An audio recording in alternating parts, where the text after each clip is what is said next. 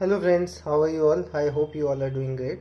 सो पिछली क्लास में हमने पढ़ा था क्रॉस इलास्टिसिटी ऑफ डिमांड और आपका इनकम इलास्टिसिटी ऑफ डिमांड, और मैंने इलास्टिसिटी ऑफ सप्लाई भी बता दिया था। ठीक है, तो यहाँ पे फिर हमें पता लगा था कैसे इसकी इंपॉर्टेंस क्या है, normal good, inferior good, luxury good, ये क्या क्या होता है, सब्सटीट्यूट, कॉम्प्लीमेंट। तो ये सारा मैंने बता दिया था पिछली क्लास में। तो आज की क्लास में हम स्टडी करेंगे एप्लीकेशन ऑफ इलास्टिसिटी। ये एग्जाम के पॉइंट ऑफ व्यू से इंपॉर्टेंट है, एग्जाम में इसके क्वेश्चन आ जाते हैं। तो सबसे पहले क्या हो गया, सबसे पहला आ जाता है आपका इंसिडेंस, या उसे कह दो बर्डन ऑफ टैक्स। तो टैक्स आप सभी को पता है, दो प्रकार के टैक्स होते हैं, एक होता है डायरेक्ट टैक्स होता है, दूसरा होता है इनडायरेक्ट टैक्स। तो जो डायरेक्ट टैक्स होता है वो आपका प्रॉफिट और इनकम पे लगाया जाता है, और इनडायरेक्ट टैक्स जो होता है वो आपका गुड्स एंड सर्विसेज पे लगाया जाता है।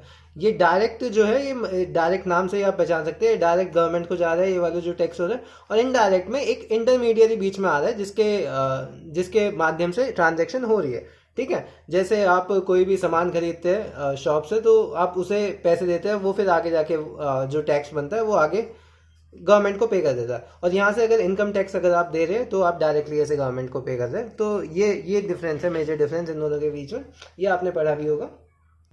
तो अब इनडायरेक्ट टैक्सेस में भी आपके तीन प्रकार के आ जाते हैं। क्वांटिटी टैक्स, जिसे या तो आप यूनिट टैक्स बोल लीजिए या स्पेसिफिक टैक्स बोल लीजिए। तो ये होता है कि पर क्वांटिटी एक फिक्स अमाउंट आपको पे करनी पड़ती है। जैसे 10 रुपये का लेस ले रहे हो तो उसमें से 1 रुपया टैक्स का हो गया, तो ये वाले टैक्स को आप कह देंगे क्वांटिटी टैक्स, यूनिट टैक्स या स्पेसिफिक टैक्स। फिर आ जाता है आपका वैल्यू टैक्स, और इसे एड वलोरम टैक्स भी कहते हैं, कि जितनी वैल्यू ऐड करी है उसके ऊपर कितना टैक्स दिया है। तो इसमें सबसे पहले वैल्यू असेस होती है, जैसे किसी भी प्रॉपर्टी की या कुछ भी चीज़ हो गया, कस्टम ड्यूटी वगैरह की। और फिर उसके ऊपर जितना टैक्स देना पड़ता है वो होता है वैल्यू टैक्स या एड वलोरम टैक्स। तो basically it is a tax whose amount is based on the value of transaction और ऑफ प्रॉपर्टी। ठीक है, इसमें एग्जांपल वैल्यू एडेड टैक्स हो गया, प्रॉपर्टी टैक्स जो आप पे करते हो वो हो गया। फिर आखिरी आपके पास आ जाता है लमसम टैक्स, मतलब एक साथ ही सारा टैक्स पे कर देना। तो ये सबके लिए एक समान होता है। जैसे अगर यूनिट टैक्स की बात करें या क्वांटिटी टैक्स की, तो इसमें आउटपुट बढ़ता है तो आपका टैक्स भी बढ़ता चला जाएगा। पर लमसम में क्या है, आपके कितना भी आउटपुट बढ़ जाए, पर एक अमाउंट जैसे फिक्स कर रखे, जैसे आप लगा लो जो टैग फीस होती है व्हीकल की, वो एक ही सबके लिए फिक्स है, चाहे कोई अमीर हो या गरीब हो। तो उस प्रकार से एक अमाउंट वो पे करनी करनी पड़ती है, और ये सबके लिए एक समान होती है। तो that was the lump sum tax, एक बारी में ही सारा साथ में दे दिया। ये पर यूनिट की यूनिट के हिसाब से, ये वैल्यू एडेड की वैल्यू एडिशन पे जितना टैक्स दिया, या जितनी भी असेस आपने वैल्यू करी है उसके हिसाब से जो आपने टैक्स प्रोवाइड करा है। तो अब ये थोड़ा सा मैंने टैक्स के बारे में बता दिया था। मेन जो हमें पढ़ना है वो पढ़ना है इंसिडेंस। इंसिडेंस का मतलब क्या होता है कि burden of tax, incidence of tax, कि किसके ऊपर ज़्यादा बर्डन पड़ता है। तो जब भी जो सरकार है वो टैक्स इंपोज करती है every unit of quantity sold पे, तो जो बर्डन ऑफ टैक्स है वो शेयर होता है किसके बीच में? एक तो दो ही पार्टी होती है, बायर और सेलर। तो इन दोनों के बीच में क्या कहते हैं, बर्डन शेयर होता है जो भी टैक्स गवर्नमेंट इंपोज करती है।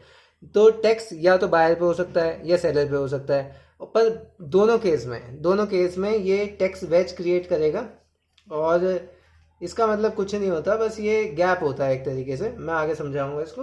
ठीक है, इसका मतलब जो डिफरेंस होता है, जो प्राइस आपके बायर ने पे करा और प्राइस रिसीव्ड बाय सेलर, ठीक है, इन दोनों के डिफरेंस को टैक्स वेज के नाम से जाना जाता है। या आप गैप भी कर सकते हैं, इन दोनों के बीच का गैप, कि difference between price paid by buyer and price received by the seller. तो टैक्स इंपोज करने से होता क्या है, एक तो जो आपके बायर्स होते हैं उन्हें हायर प्राइजेस पे करने होंगे, और जो सेलर्स होते हैं उन्हें लोअर प्राइजेस रिसीव होंगे।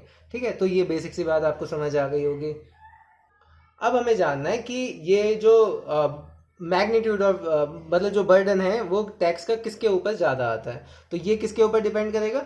ईडी एंड ईएस, ये इन दोनों के ऊपर डिपेंड करेगा कि मैग्नीट्यूड कितना है, टैक्स का बर्डन किस पे कितना आ रहा है। बायर्स बर्डन, इसका एक फॉर्मूला बता देता हूँ, buyer's burden upon seller's burden